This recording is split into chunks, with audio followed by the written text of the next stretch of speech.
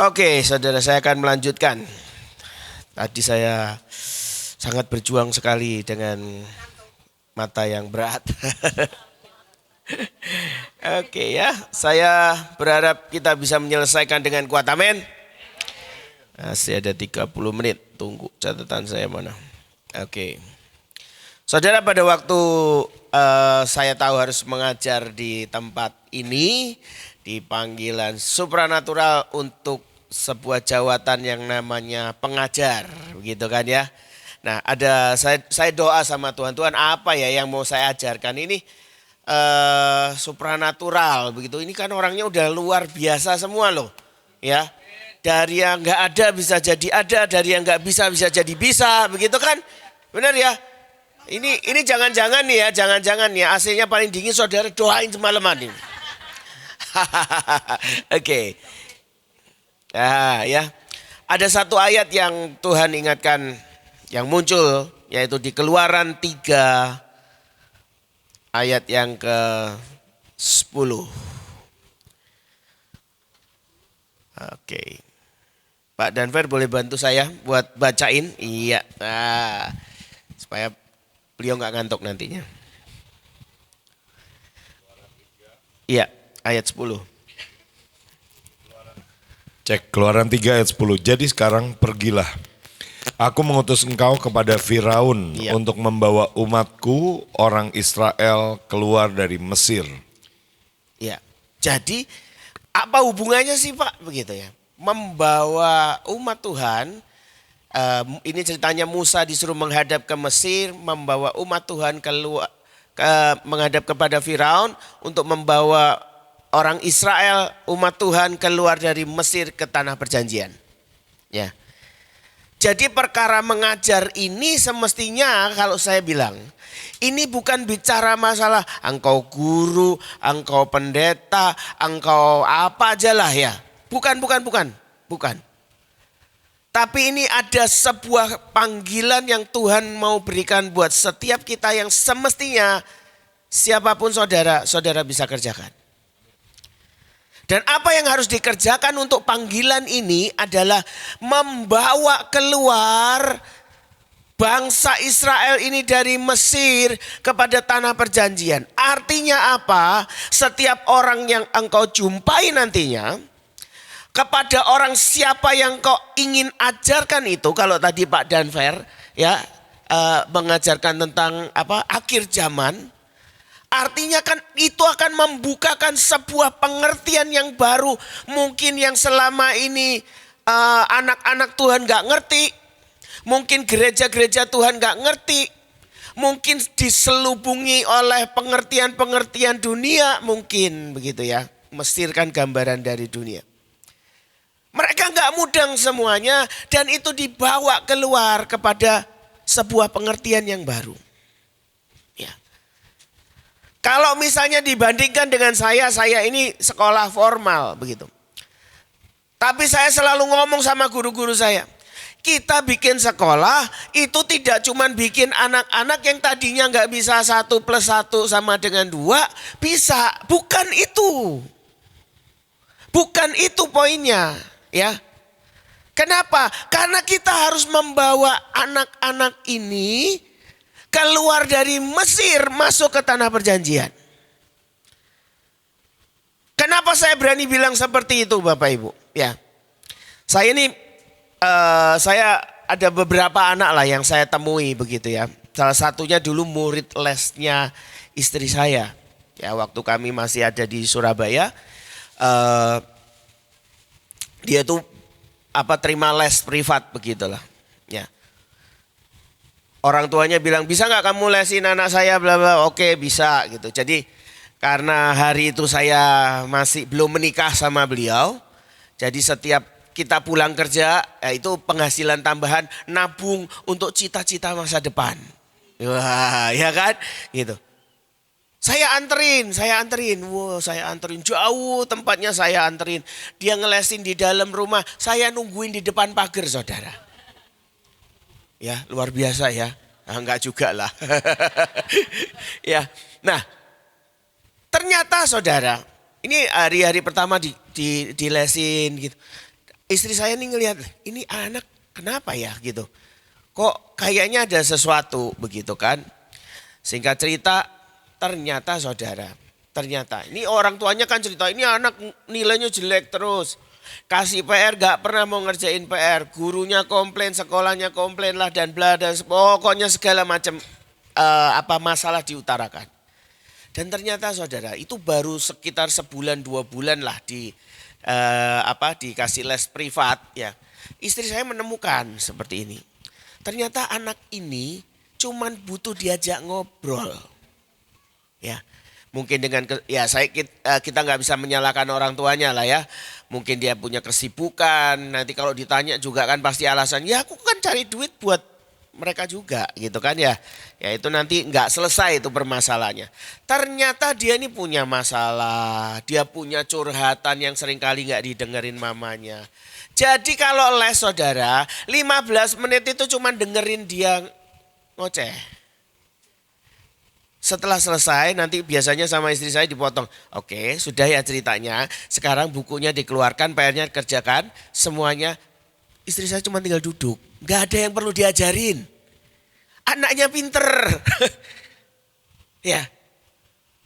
Ini bukan masalah itu. Dan saya seringkali melihat anak-anak di Mahanaim pun sama kok.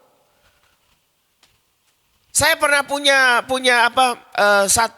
satu murid ya. Dia punya saudara ya, sampai mereka berdua ini bingung. Jadi mama kita itu mama yang keberapa ya? Papa kita itu papa yang keberapa? Itu gak ngerti. Kenapa? Karena ini papanya udah 2 kali nikah, mamanya 2 kali nikah, macam-macam lah begitu. Tapi yang lucu ini 2 bersaudara ini bisa akrab. Padahal kalau gak salah itu beda papa atau gimana lah, saya lupa. Nah singkat cerita ini anak miskin banget lah, miskin banget, miskin ya. Saya lihat nih ya, jadi ceritanya hari itu saya jadi kepala sekolah SMK, dia dari SMP mau masuk ke SMK begitu kan. Nah hari-hari itu saya terapkan begini, saya nggak mau lihat nilai tes, saya mau ketemu satu persatu sama anak-anak yang mau masuk ke SMK, saya mau interview sendiri, saya bilang gitu.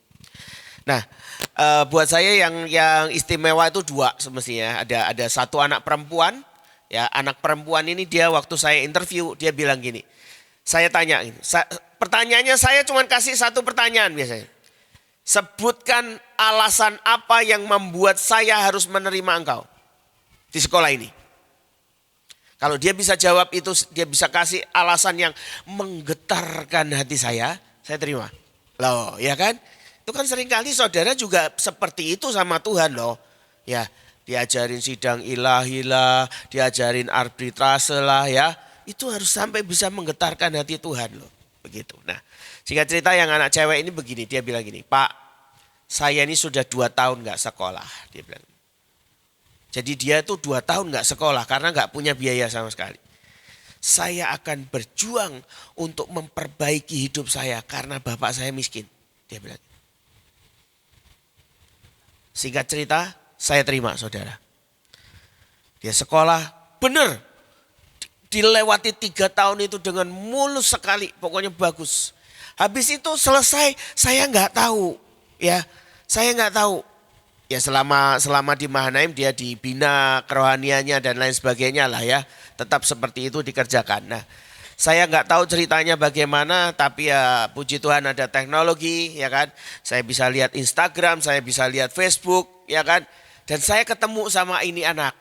Ya. Sekian tahun yang lalu saya lihat dia sudah menikah, dia punya anak, dia tinggal di Jepang, kerja di Jepang, punya rumah di Jepang. Sedangkan saya masih di Bekasi. Enggak, saya bersyukur sekali dengan hal itu. Ya, oh iya, saya bisa kemana-mana malahan ya. Ya, oke. Yang kedua, yang tadi yang saya cerita yang anak miskin juga. Dia itu, saya tahu dia punya pekerjaan setiap minggunya untuk menghidupi dirinya itu dia harus jadi badut keliling. Ya.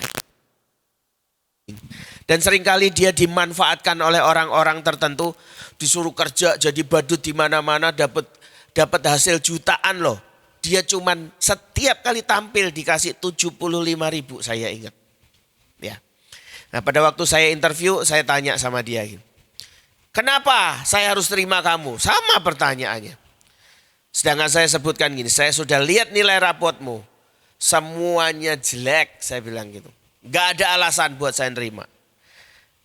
Dia bilang, Pak, boleh gak kasih saya kesempatan dan saya akan buktikan ke Bapak kalau saya bisa, dia bilang gitu. Oke, saya bilang gitu. Saya kasih target ya, saya bilang gini. Saya tahu kamu punya pekerjaan jadi badut.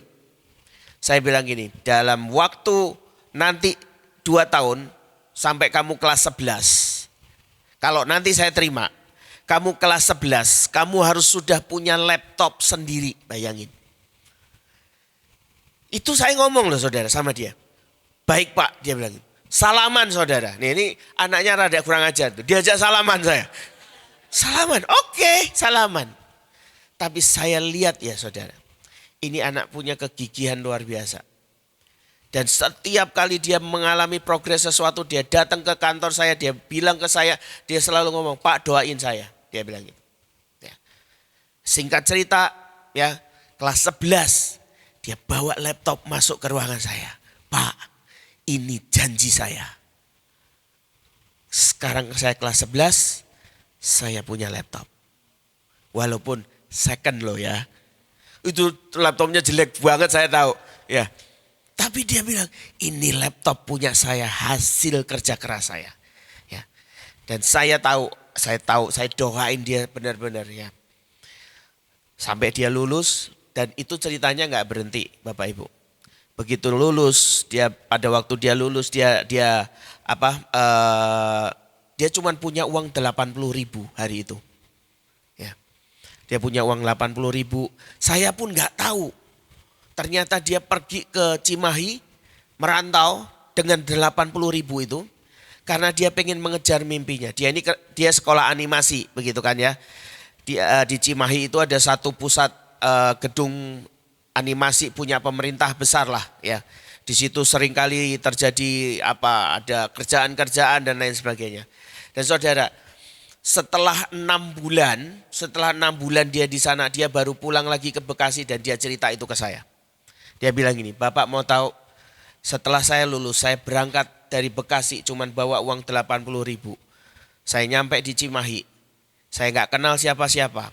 Ya, saya cuman datang ke gedung itu. Dan saya coba tanya ke setiap perusahaan-perusahaan di situ, ada nggak yang mau kasih saya kerjaan, dan semua nggak ada yang mau.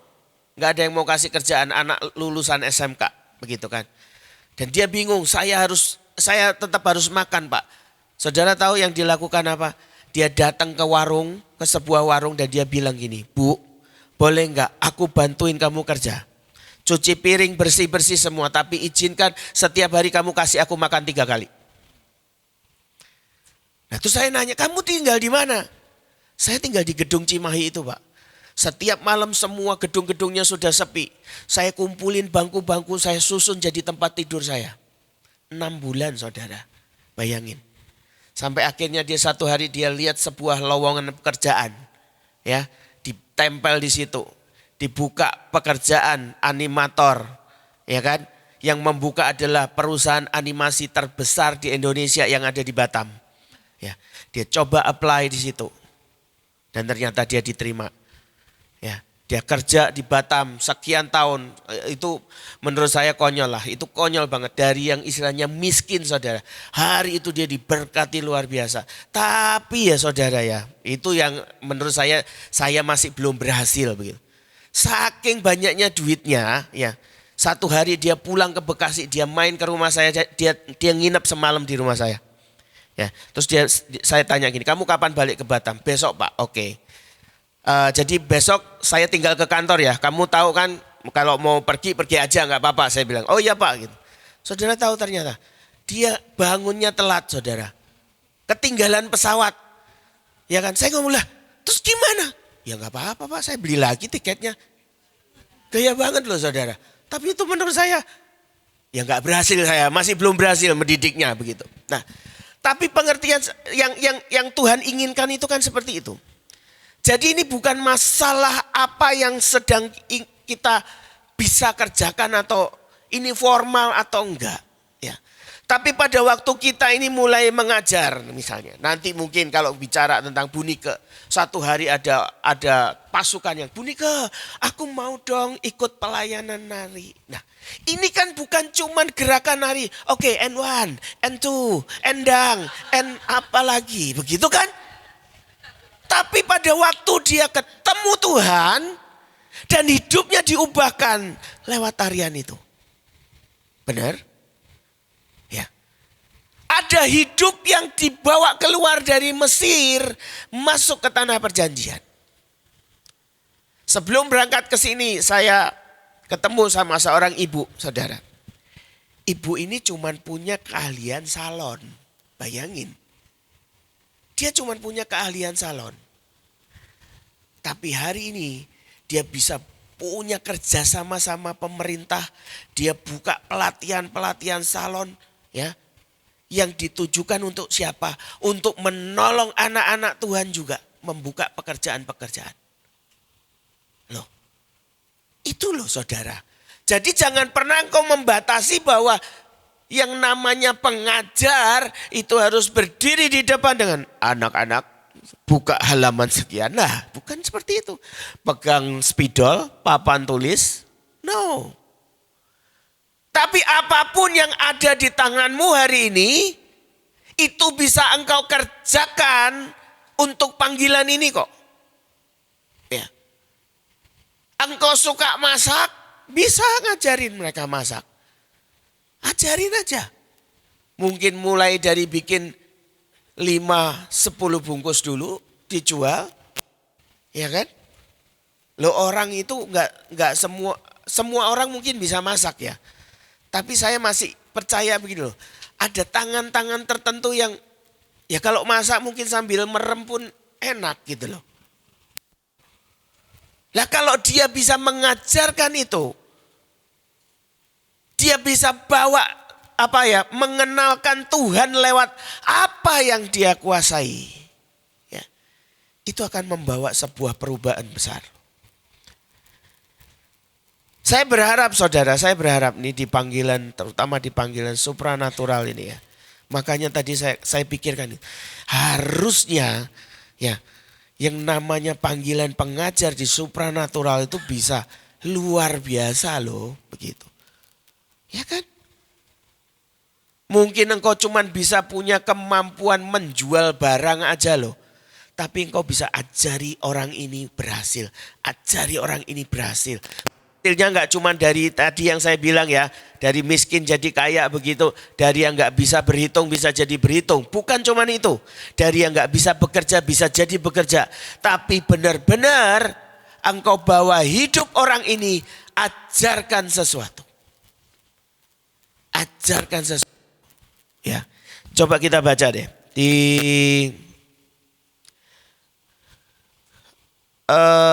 Mazmur 119 ayat yang ke-66. Oke, mungkin Bu Evi bisa bantu.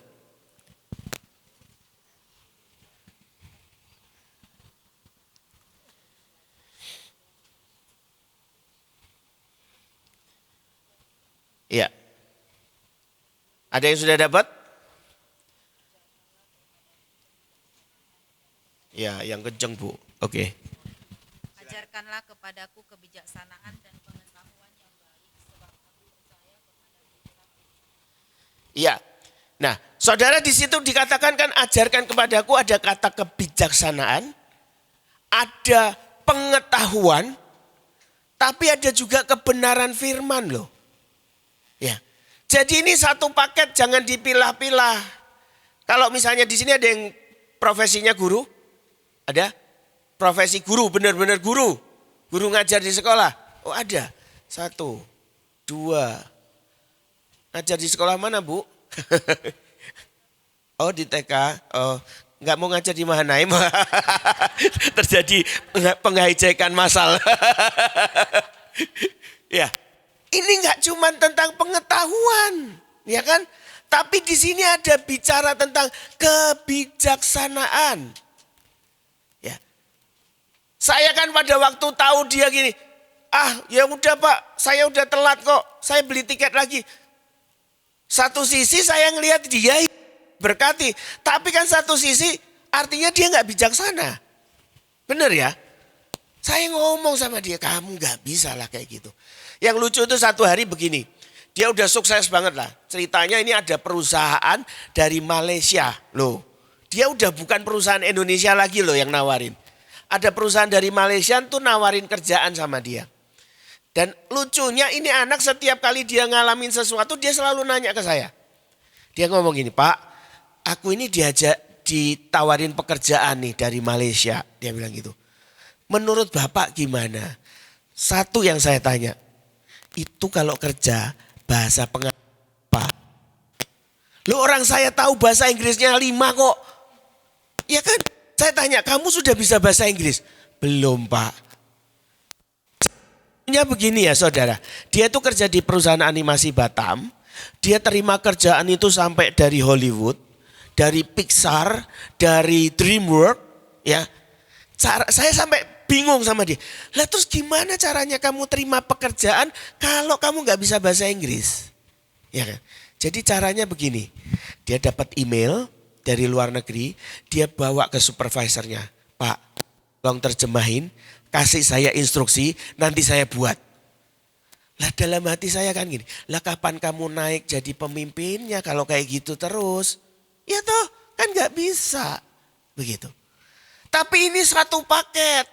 Ada kebijaksanaan, ada ya kebijaksanaan itu boleh dikatakan ada karakter di dalamnya, ya kan bisa dipercaya dan lain sebagainya. Setiap kali ada anak nanya seperti itu kan saya selalu ngomong gini, kamu sudah kerja di perusahaan itu berapa lama? Baru 2 bulan Pak, jangan pindah saya bilang. Ya kan, gak bisa minimal 2 tahun 3 tahun. Baru setelah itu kalau dapat tawaran boleh pindah. Saya gak pernah pengen anak-anak saya baru 2 bulan pindah, 3 bulan pindah. Kan yang di sana gajinya ditambahin Pak, lebih gede. Berapa? 100.000. Ya elah 100.000 doang. Ya, kesetiaanmu cuma bisa dibeli buat 100.000. Ya. Itu harus saudara. Itu wajib. Begitu loh. Jadi dimanapun engkau nanti ditempatkan Tuhan mungkin satu hari Tuhan kasih engkau pergi ke jalanan ajar gitu. Itu anak-anak yang sering kali di dekat rumahmu ngamen misalnya. Engkau ajarin sesuatu. Ya kan? Ini anak saya kan barusan pulang nih, baru selesai kuliah. Dia sudah mulai kerja ya. Kemarin ceritanya kita jalan pagi nih dari rumah begitu. Nah pada waktu jalan pagi kita masuk ke Kemang, perumahan Kemang di Bekasi. Nah sampailah kita lewat di tempat di mana dulunya dia buka pos rumah singgah. Saya ingat hari itu dia baru anak usia SMP loh. Tapi saya kagum. Setiap hari hari Rabu kalau nggak salah. Dia selalu minta izin sama saya. Papi, setiap hari ini saya izin pulangnya agak malam. Lah kenapa? Iya, aku punya rumah singgah. Bayangin, itu dia dengan beberapa teman-temannya yang masih bocah-bocah loh. Ya. Kalau istilahnya itu kan anak ingusan begitu ya.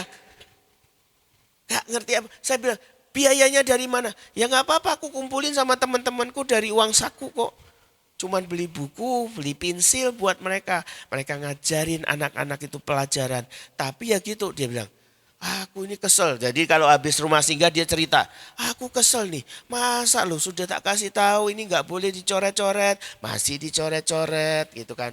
Suruh bawa ini, besoknya kayak gini. Disuruh ini, yang dilakuin apa begitu.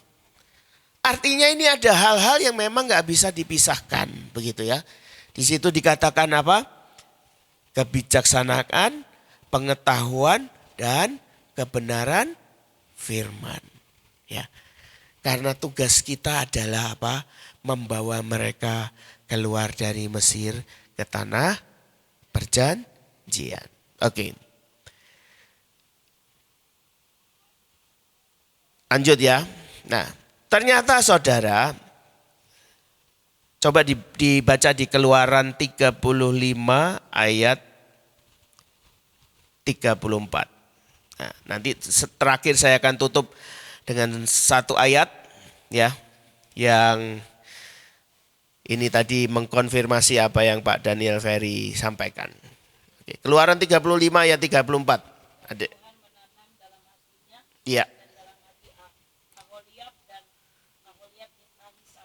Iya. Iya. Iya. Ya, ternyata ada yang namanya kepandaian untuk mengajar. Ya, kalau saudara baca itu kan ada Aholiab. Ya, itu ada yang semestinya ada dua orang namanya Besaleel dan Aholiab yang hari itu dia diberikan benar-benar roh keahlian.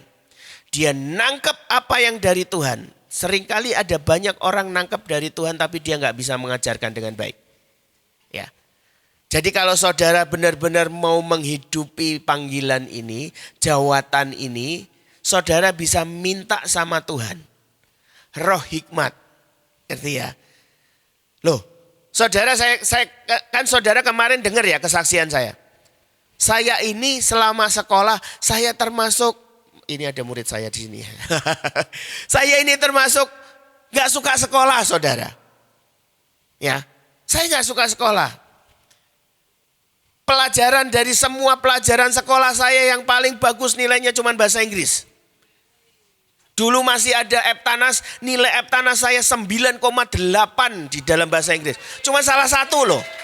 Ya, itu gara-gara saya salah nyoret kayaknya. Pada waktu nyoret saya bersin gitu, jadi salah mau B jadi A gitu kan. Nah, 98 cuma bahasa Inggris saja. Sisanya nilainya jelek pokoknya. Ya walaupun dengan anugerah Tuhan saya lulus dan lain sebagainya, bisa kuliah, bisa S2 begitu kan ya. Dan ya dipercaya akhirnya. Kan dunia firman Tuhan kan ngomong apa yang nggak dianggap sama dunia itu dipermuliakan sama Tuhan ya. Dipikirnya buat dunia nggak bisa ini orang-orang kayak gini pegang pendidikan gitu. Nah, saudara tapi saya lihat gitu loh. Saya ini nggak suka sekolah ya kan. Saya bukan dari background pendidikan. Hari itu tiba-tiba disuruh gabung ke sekolah di Mahanaim. Terus tiba-tiba belum sampai setahun disuruh jadi kepala sekolah. Saya ingat sekali tahun pertama saya jadi kepala sekolah saya aja nggak mudeng. Guru saya datang ngomong ini, Pak, Bapak belum tanda tanganin rapot. Loh, emang saya harus tanda tangan rapot ya? Emang buat apa rapot? Saya bilang. Loh kan setiap semester ada rapot Pak. Oh iya saya lupa kalau setiap semester saya harus mengeluarkan rapot buat anak-anak. Ya. Tapi bagaimana caranya saya bisa membawa anak-anak ini? Ya, saya sudah meluluskan nggak tahu berapa banyak lah ya. Saya nggak bilang semuanya berhasil. Tapi ada beberapa anak yang istilahnya Tuhan taruh di hati saya. Ditaruh di istri saya, ditaruh di beberapa guru. Yang benar-benar itu ditangani dengan baik. Ya, saya melihat hidup mereka diubahkan. Ya, bagaimana caranya? Bagaimana caranya? Ya, ini ada satu anak saya lagi ada di Taiwan, dia lagi sekolah S3 di sana. Ya, itu juga sama pada waktu dia mau berangkat kuliah di UPH, UPH, ya kan? Malam-malam dia datang ke rumah saya, dia bilang ini, Pak doakan saya, dia bilang gitu. Doakan saya karena saya mau terima beasiswa dari UPH dan segala macamnya. Doakan saya supaya saya berhasil, dia bilang. Oke. Terus tiba-tiba dia tanya ada sebuah pertanyaan dan saya jawab istilahnya. Saya kasih wejangan lah istilahnya. Saya kasih tahu kamu ya. Nih kayak gini, kayak gini, kayak gini, kayak gini, kayak gini. Dan itu bukan pelajaran yang istilahnya pelajaran matematika dan lain sebagainya. Ya. Dari mana orang yang nggak pernah punya background pendidikan, ya.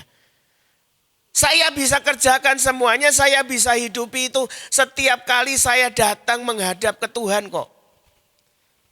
Ya minta itu yang namanya roh kepandaian seperti apa yang Tuhan berikan kepada Aholiab itu. Kepandaian untuk mengajar, begitu. Nanti tiba-tiba saudara ngerti caranya masuk bagaimana. Loh saudara, kalau saudara tahu Pak Roy? Tahu ya?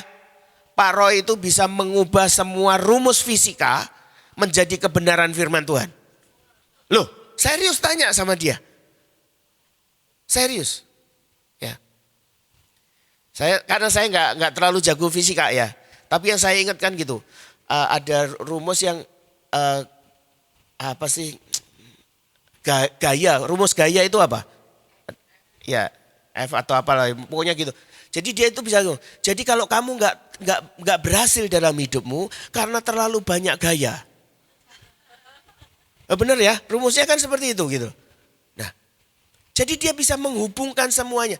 Dari mana dia bisa seperti itu? Kalau nggak Tuhan memberikan yang namanya roh kepandaian untuk mengajar. Yang ada cuma dikasih rumusnya F sama dengan apa, begitu kan ya? Gak bisa saudara. Saya juga gak pernah tahu bagaimana caranya menolong mereka. Saya cuma ngomong kasih saya satu alasan. Nah, saya itu pernah bikin gini loh saudara. Jadi setelah dia bikin alasannya, saya suruh tulis surat. Terus saya tutup amplopnya, saya lem. Ya, saya bilang gini, nanti 3 tahun ke depan kita akan buka ini sama-sama. Apakah yang kamu tulis itu terjadi atau tidak? Ya. Dan kebanyakan mereka yang menulis di amplop itu, mereka berhasil. Termasuk 2 anak tadi yang saya ceritakan. Yang satu perempuan yang di Jepang, dan satu lagi anak yang animasi. Ya. Itu loh, itu. Ya. Bayangkan kalau saudara menghidupi panggilan supranaturalmu, ya, digabungkan dengan yang namanya jawatan mengajar ini, kira-kira terjadi sebuah ledakan atau enggak? Ayo. Bayangkan aja. Itu akan terjadi sesuatu yang luar biasa loh. Walaupun mungkin engkau cuman ibu rumah tangga biasa, mungkin hari itu engkau cuma buka teras rumahmu, masuk 2-3 orang anak, ketemu dengan mereka, engkau ngomong sesuatu sama mereka. Engkau ajari sesuatu sama mereka. Mungkin engkau jago bikin pernak-pernik sesuatu lah, kerajinan tangan. Engkau ajari mereka. Dan mereka bisa berhasil mengerjakan itu. Tapi bukan cuman itu, tapi hidup mereka diubahkan. Terakhir saudara. 5 menit lagi jam 3. Terakhir ya. Coba buka Lukas 12 ayat 12.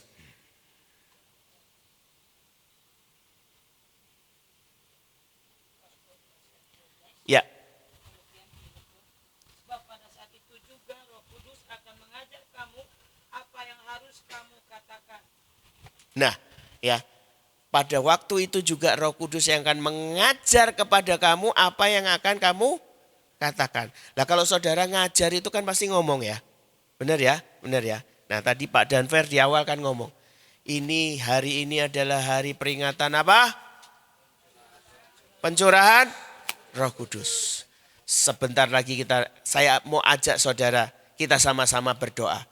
Minta Roh Kudus itu turun buat hidupmu. Ya. Karena dia yang memang diutus menjadi penolong buat hidup kita. Itu yang akan mengajarkan kepada kita apa yang harus kita katakan.